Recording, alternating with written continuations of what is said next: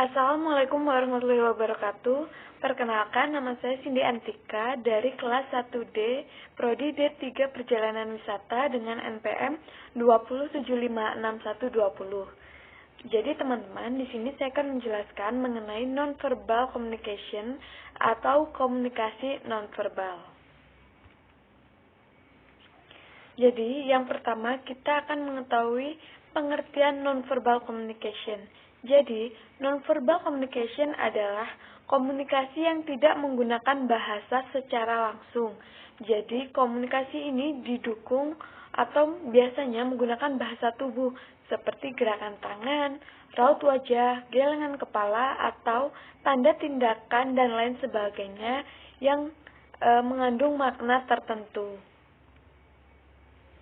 Selanjutnya yaitu fungsi komunikasi nonverbal atau nonverbal communication. Jadi, fungsi komunikasi nonverbal adalah untuk memperjelas komunikasi menggunakan kata-kata.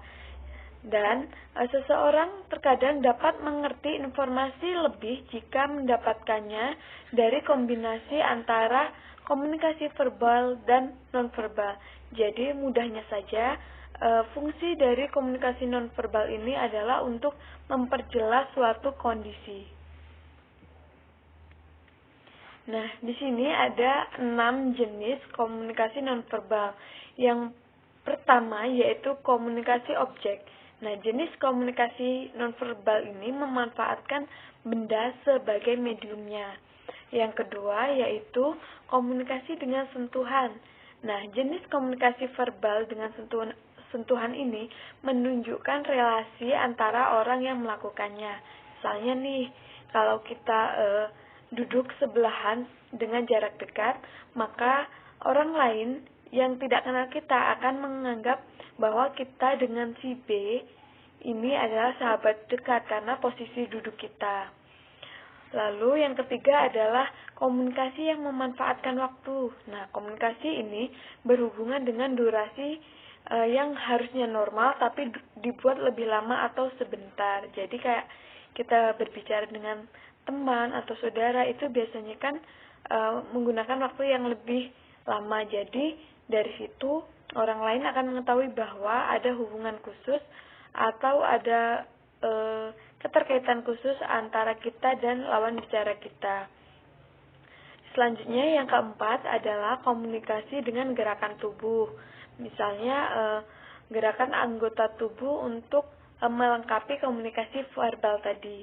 Yang kelima adalah komunikasi dengan memanfaatkan tempat dan jarak. Nah, komunikasi yang digunakan untuk mengetahui seberapa dekat hubungan kita dengan seseorang berdasarkan jarak dan posisi secara fisik terhadap orang lain.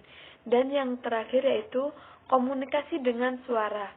Nah, komunikasi yang bukan berasal dari ucapan, tapi dari suara yang ditimbulkan tanpa bahasa tertentu.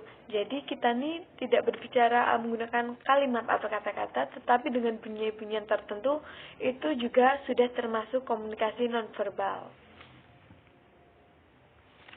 Nah, di sini saya akan memberikan 2 contoh komunikasi nonverbal yang mungkin dari kita banyak yang kurang mengetahuinya. Yang pertama yaitu gestur oke dengan jari. Seperti yang tertera pada gambar, gesturnya adalah seperti ini. Nah, mungkin untuk di Indonesia gestur seperti ini itu menunjukkan atau memperlihatkan bahwa kita menyetujui sesuatu atau biasa kita bisa bilang oke gitu kan. Tapi ternyata ada loh di beberapa negara gestur seperti ini mempunyai makna lain. Yang pertama seperti saya berikan contoh di wilayah Eropa yaitu di Jerman. Nah, di Jerman kita tidak dianjurkan untuk menggunakan gestur ini. Nah, dikarenakan jika kita menggunakan gestur ini di Jerman, maka kita dianggap sedang mengejek orang lain itu cupu atau mengatakan orang lain itu bodoh. Nah, yang kedua yaitu di negara Brazil.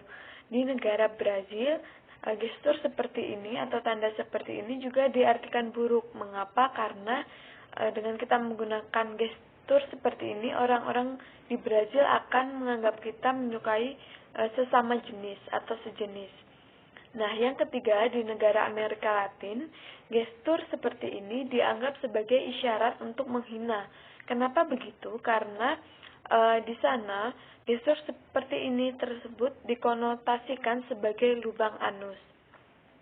Yang terakhir yaitu di negara Turki.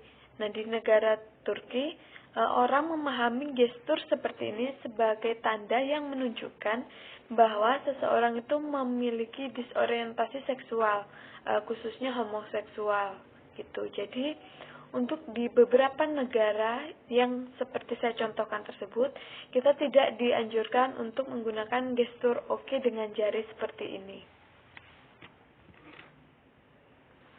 Nah, yang kedua yaitu gestur atau gerakan menyilangkan jari telunjuk dan jari tengah.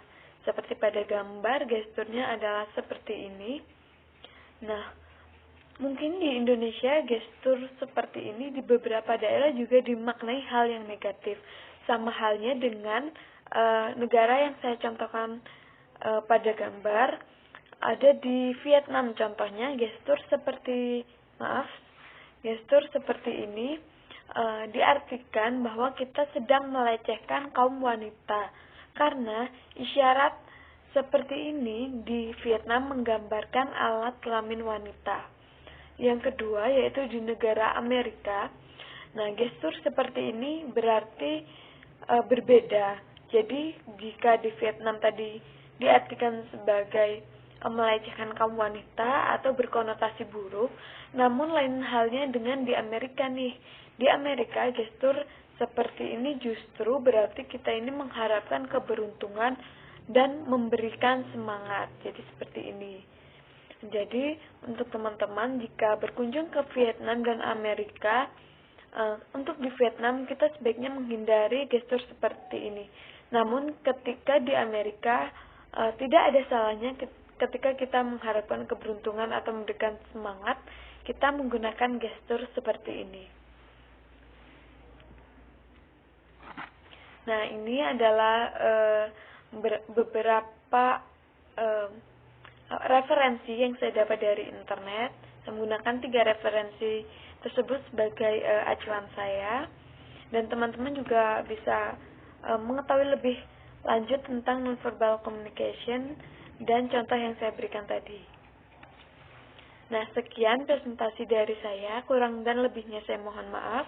Saya akhiri, wabillahi taufiq wal hidayah, wassalamualaikum warahmatullahi wabarakatuh.